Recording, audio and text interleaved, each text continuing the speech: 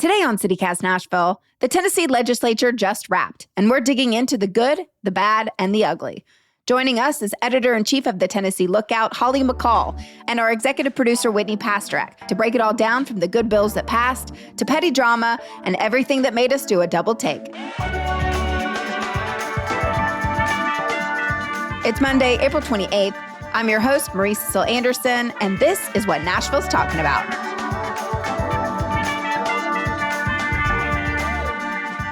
Holly, thank you so much for joining us today and helping us make sense of the 600 bills that came out of this year's legislative session. Let's talk about the good stuff that passed. Now, look, I'm going to tell you, I do not know of all that many good bills that did pass. I know there are some, but we get so caught up in trying to just keep track of the messy stuff. So I think if you'll allow me to do this, what I'm going to talk about is some of the really not good bills that ended up not passing, because sometimes that's a win. I guess the biggest thing, one of the most high profile bills this session, as you all know, your readers may know and they may not know, but there was a measure that would have required all public schools to check the immigration status of all 900,000 students in K through 12 public schools. And then these public schools would have either had the option or would have been required to deny those kids a public education or charge their parents tuition. The sponsor of that bill, the Senate sponsor, Bo Watson from Chattanooga, explicitly said that he wanted this to be challenged and to go to the U.S. Supreme Court because his desire was to overturn a 1982 Supreme Court ruling called Plyler v. Doe, which did mandate that all children have a right to a public education in the U.S. regardless of their immigration status. And that one did die in the last couple of days of session because, in part, the House and the Senate couldn't get together on the bill. But that bill got significant pushback. The House actually ended up apparently going to the Trump administration to ask how implementing this bill could impact the funding that Tennessee receives from the Department of Education. Except I thought we were against accepting any funding from the Department of Education here in Tennessee. Aren't you a clever woman, Whitney? That's quite the conundrum you've arrived at. So typically, the state likes to talk about how we don't need the federal government. Members of the state legislature in particular are very, quote, anti-federal government. I might also add that the state gets 42% of its total budget from the federal government. So cuts that are being made at the federal government directly affect many, many aspects of Tennesseans' lives. The other interesting thing is that we are going to a department that may soon not exist to ask for their opinion on federal funds that may also soon not exist. So, that's why when you say, like, help people make sense of the 600 bills, look, man, I'm 60 years old. My brain cannot help people make sense of some of this stuff because it just doesn't make sense. Well, let's talk about those protests then. Were you in the committee rooms for any of those? What did you see? How did it feel? My, tireless photographer, photojournalist John Partapillo was there for most of them, as was Sam Stockard, our senior Capitol Hill reporter. I will tell you one thing that John has noted is, we see these photos of women, sometimes elderly women in their 80s, being removed from these committee rooms by state troopers. And I'm going to say the Tennessee Highway Patrol officers who are doing that don't seem to be enjoying it. This is not what they signed up for. But you've got some heavy-handed committee chairs who really just don't like to look at a handful of women holding 8x10 signs saying, protect our kids. And I think what we saw this year is not as many large-scale protests as we've had the last couple of years, not hundreds of people, but a dedicated group of people. And then some unusual people like pastors praying in committee rooms. You saw some pretty creative protesting measures. There are a couple of lawmakers, I think, who might have a hard time seeing that. It doesn't stop them, but you could tell there are a couple of people who they know what they're doing is not the right thing to do. Well, I think everyone's extremely relieved that that bill is gone, at least for the year. Marie and I want to confess, though, we did like a few of the things that did pass this session, and we talked about them on Friday's podcast. I was a big fan of the foster care Bill of Rights. Yes. And Marie, I know you really liked the Victims of Voyeurism Act. Yes. Holly, was there anything that squeaked through that you felt had a potential positive impact on our state? There were a couple. The Victims of Voyeurism Act was a really good one. I wish I had really thought about the fact that you guys might want me to talk about positive things because, it's not just our outlet, but a lot of people who cover the media, there is so much stuff that comes out of the legislature that doesn't do any good, at the least. It's a solution looking for a problem, or sometimes I think openly harmful. I know there are plenty of people who will say, well, we should be educating immigrants who have not come here the right way and their kids, blah, blah, blah, and it costs money. Well, we never saw a firm figure on how much that costs. And, there are those of us who believe, for instance, that an educated population, however they're here, is a good thing. And so, I do understand that sometimes the media, including me, gets focused on a lot of the harmful stuff, but that's just it's a fire hose. There was a bill that would hold chemical manufacturers harmless from cancer-causing agents, particularly Roundup, a weed killer. The fascinating thing is, so several other states have passed bills that would explicitly hold these big chemical companies harmful if somebody gets cancer after using the product. And for instance, farmers use a lot of weed killer, right? And there was a huge lawsuit in which somebody was awarded some astronomical sum of money for contracting cancer. Well, in the Tennessee House, a legislator from West Tennessee, Rusty Grills, who is a farmer, sponsored the measure to hold the chemical companies harmless. So, which is another one of those this makes sense. And he said, well, as a farmer, we all use this product and we need it. It seems like a pretty bad bill to me when you are trying to prevent large multinational chemical companies, giving them the ability to not be held accountable for their toxic products. However, that bill did fail. It got put aside until next year. So it may come back, but at least we can still sue chemical companies. Which is lovely. And do you have a sense that that was a push that was led by the farmers? Because one place where our farmers and our agricultural industry was unable to stop them from passing a harmful bill was when it came to THCA and regulations concerning our hemp industry here in Tennessee. I can't remember what the pushback was on that, except I believe there was just some disagreement in the House between House members on how that bill would work and about the wording of it. And sometimes that's what it takes to get a win is simple disagreement over the way a bill is written.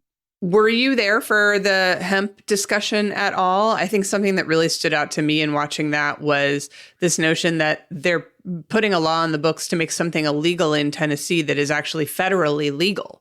That's another measure that we may see a lawsuit over. Hemp is federally legal. Now they've made THC illegal. They've restricted the sale of other recreational hemp products. You hear some of this stuff that's like this 1950s or 60s reefer madness. Yes, we are going backwards. Yes. We love the reefer madness. Yeah.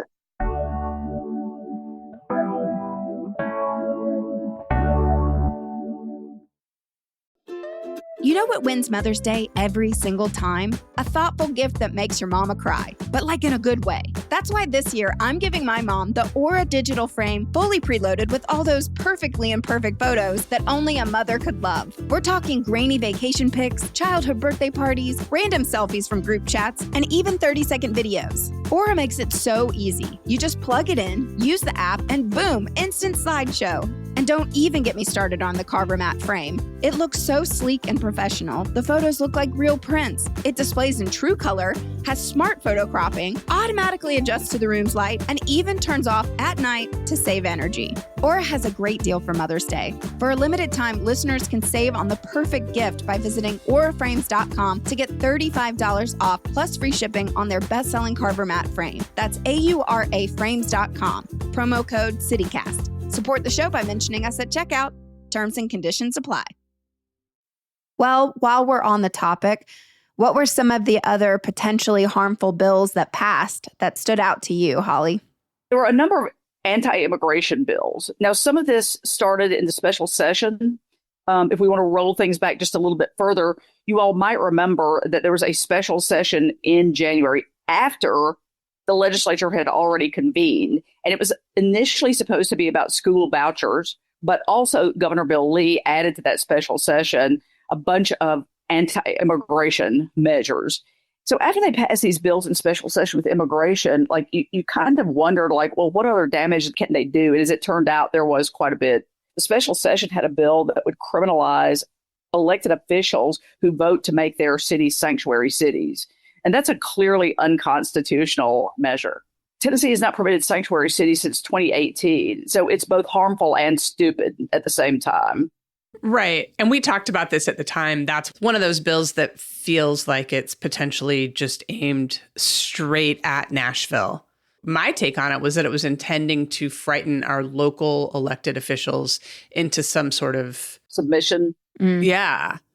Yeah. And, I don't really think that's going to work in Nashville. If you all will remember, the immigrant caucus of the Metro Council came out immediately after those bills passed. And I believe, was it Sandra Sepulveda who says, see you in court? So there's that. Mm-hmm. Did you all ask about good things that happened or, maybe harmful things that did not happen? Speaking of other things, make it make sense. I tuned in a lot and watched several of the committee hearings, and I kept hearing lawmakers saying, my biggest priority is protecting kids and keeping them safe. So my question is, for people who are concerned about gun violence, were there any significant gun reform bills passed this year? Oh, Marie, you're so funny. There were none. There was a bill by Shondell Brooks, Representative Shondell Brooks from Nashville. And by the way, Shondell Brooks' son, Aquila da Silva, was one of the 4 people who was murdered in the mass shooting in 2018 at an Antioch Waffle House. And so this is near and dear to her heart.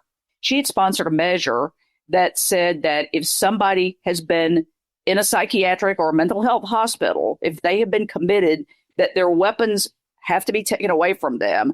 And then the weapons have to be given to a third party, not, for instance, their parents. That was the case that happened in the guy who shot and killed her son and 3 other people. His weapons had been confiscated from him twice. They were given to his father. His father immediately gave them back. And so it passed in committee, and there was some hope that it would proceed forward. And then, it went to the next committee and hit snags, and it was going to lose on the Senate floor. And in that case, Senator Ramesh Akbari from Memphis, who was the Senate sponsor, pulled it. I think she pulled it because if it went to the Senate and died, they would have less of a chance of bringing it back. So she just pulled it in hopes they can rework it in a future session.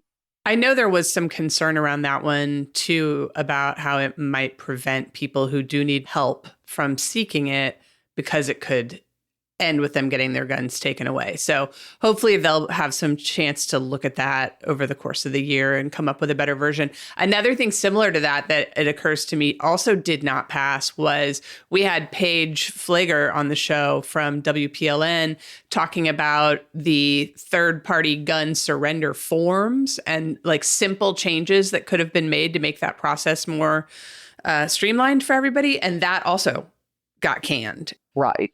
Well, so then let's drill down. Holly, can you give us the dirt? We also want to know about the little moments we might have missed at home, the petty remarks, the physical altercations, the strange bedfellows. What were some of those, never going to forget it, weird little moments that can only happen on the floor of the Tennessee General Assembly?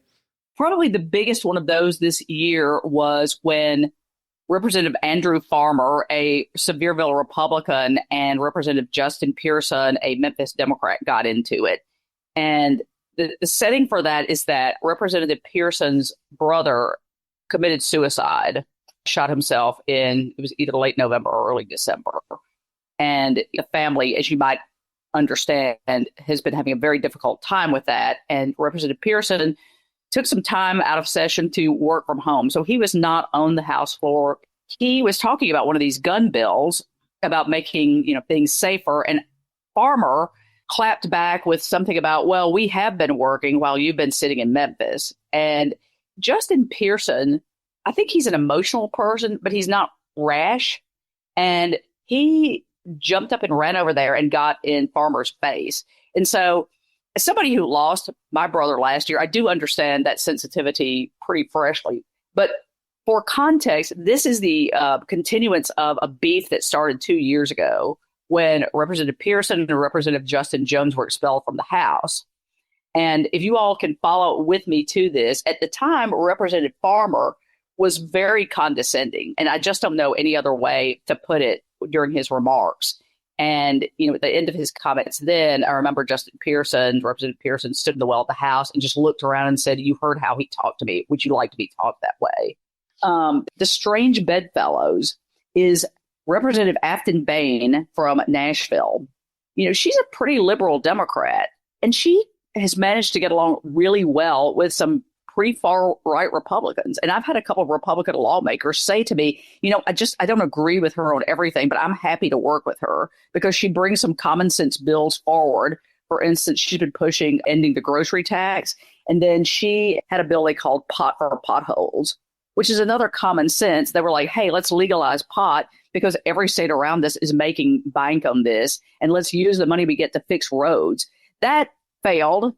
But, I do think she's been able to cross over as much as anybody except for Representative Bob Friedman from Nashville. And he's a little bit more of a moderate Democrat. But John Partapillo got a fantastic photo of Afton and Scott Sapicki from Culleoka, who's, I think he's pretty conservative. And they're just sitting on the House floor yucking it up. So I would say Afton Bain and several Republicans, Todd Warner, that fits the strange bedfellows thing. One of the odder moments was during one of these committee protests about the immigration and schools bill. The committee chair ordered the committee room cleared. And I have my thoughts on that, but the state troopers asked people to leave. Most everybody did leave voluntarily. And then there was an 80-year-old psychologist named Lynn McFarland who just said, it was classic nonviolent resistance. She just said, no, I'm not going to leave. And so these state troopers picked her up and carried her out. And there were several shots of her being held pretty much like a kid, this burly, square-jawed state trooper holding her in his arms. And she's just got this little smile on her face like, go ahead and do it, boys. This was a calmer legislative session in some ways. We did not see any, last year, Representative John Ray Clemens and Sapicki almost got into a fist fight on the House floor. We did not have near fist fights this year. We did not have the level of opprobrium, to use a $5 word. We've seen Representative Justin Jones from Nashville get ejected from the House a couple of times for talking out of turn. That didn't happen. I don't know if it was because the last 2 years have been so raucous. It started 2 years ago over gun violence after the Covenant School shooting. And then last year was more of the same. And I don't know why there's less of that. I do think people just get tired. And I do think it's time consuming. And I think a lot of people are really absorbed by what's going on in the federal government. Do you think that there were any overall winners or losers of this year's session, in your opinion? I'm going to call out. Now, this is going to sound a little weird if you follow this sort of thing. And if you don't, Todd Warner, he's from down around Columbia. He's an interesting bird to me. So he was elected in 2020.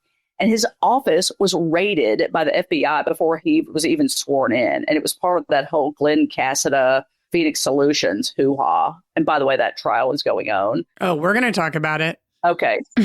Warner has been treated like a pariah by the Republican caucus ever since he got in office. They don't want anything to do with him. And he's become a large thorn in Speaker Cameron Sexton's side. I think that's interesting. He and Afton Bain work really well together. He votes with Democrats on some things, and he's not a liberal by any means. He's got a full-size cutout of Donald Trump in his office, and bizarrely, he could be the most bipartisan lawmaker up there.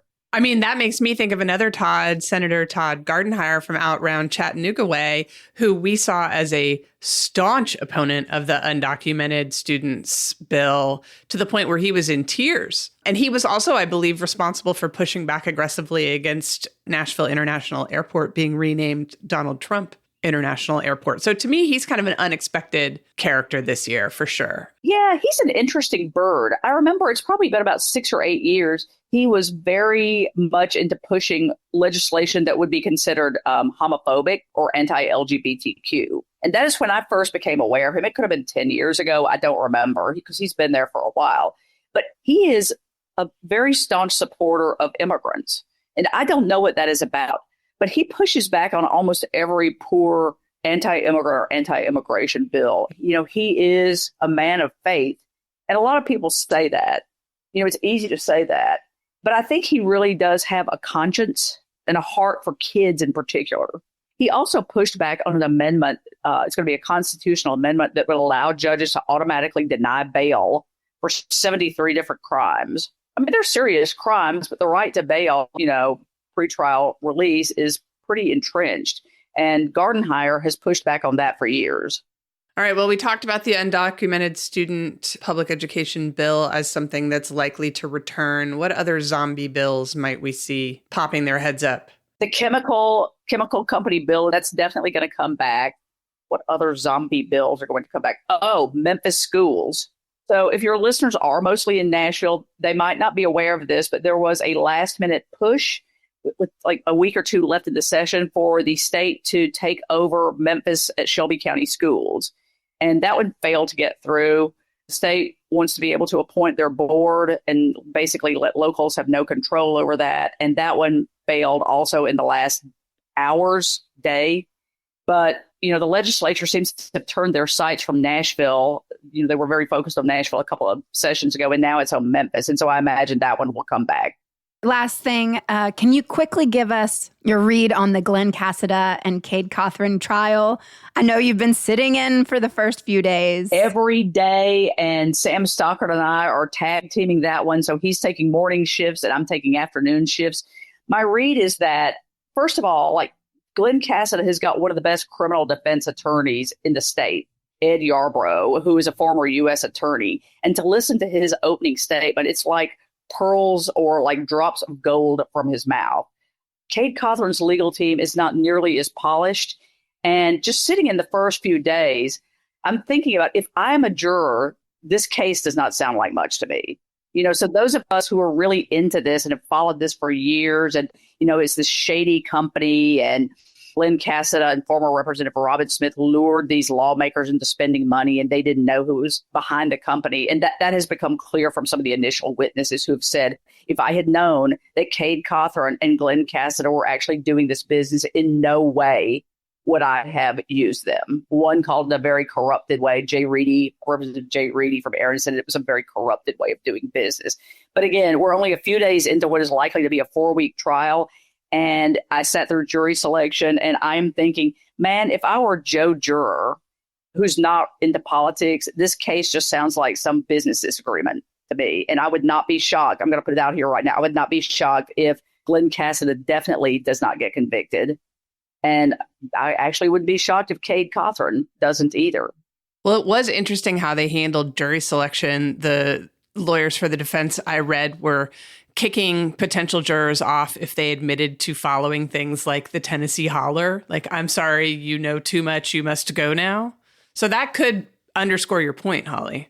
Cade Cothran's legal team wanted to kick off anybody who had consumed any media at all about this. And Judge Eli Richardson, who I've never seen in court before, but I think he seems very fair, and he's great about explaining everything in depth to jurors. I'm really enjoying watching him in action. He was like, look, that's just not reasonable. That's not going to happen. Now, the Tennessee Holler is an openly liberal outlet, right? And so as soon as that guy said, oh, well, I think I've seen something about this with the Tennessee Holler, like I'm sitting there with about a handful of other reporters, and we all give the yep, he's out of here. There are some headliners yet to come. I think we're all going to be excited to hear what House Speaker Cameron Sexton has to say, given these accusations that he was wearing a wire the whole time. Yes, rumor is that he will be appearing early this week. And so, the entire press corps is on pins and needles waiting for the Sexton testimony to come up. And then also Robin Smith, who was one of the co-conspirators, immediately cut a plea deal. So she's going to be interesting. I guess one of the more interesting things that emerged from the first couple of days is that the feds offered Cassida a plea deal, which he turned down. But offering him the plea deal, who are you after? Because I feel like there's something else behind that. Cade Cothran was his chief of staff. He's a 30-something-year-old staffer. Granted, he was making a lot of money, but are the feds going to try to flip Glenn Cassida to get a staff member? I put my own aluminum foil hat on and start thinking, who are they after? There's got to be somebody else. You wouldn't cut him a deal just to try to make him rat out Cade Cothran. That is a really good point. I had not thought about that. Maybe they're just big fans of the party foul bathroom and they don't like to see it defiled. Holly. Thank you for bringing that up. Always. Every time. Listen, this has been great. We thank you so much for giving us this little bow on top of yet another wonderful legislative session here in Tennessee. And we're so grateful to you and all of your reporting. Thank you for having me, and appreciate you giving a shout out to the Tennessee Lookout. And we do have some very fine reporters, and I'm proud to be part of the team. Thank you, Holly. Thanks, Marie.